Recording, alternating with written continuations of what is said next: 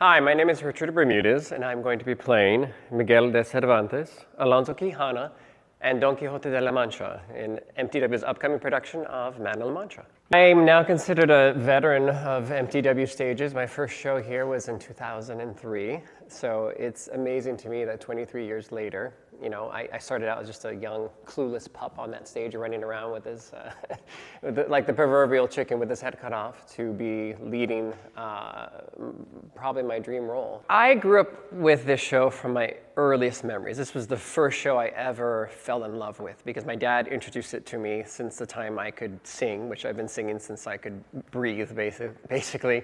And my dad was a young man who lived in New York in the 60s and got to see the original production.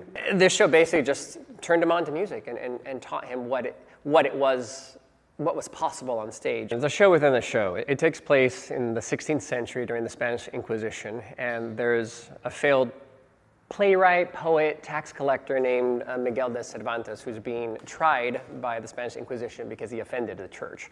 And he's accused of being a bad playwright and being a failed poet, and he agrees that he's guilty of all these things, but in order to judge the merit of his work, he asks the prisoners in the dungeon who are threatening to steal all his possessions whether he can act out his work so that they can judge for themselves whether his work is truly bad or not.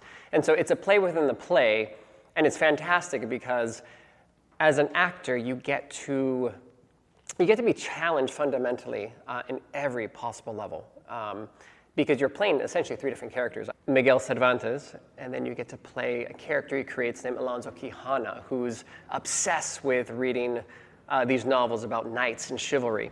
And he spends all day reading these novels to the point where, as he describes it, his brains dry up, and he convinces himself that he's this noble knight who is out to set out on these quests to right these injustices of the world.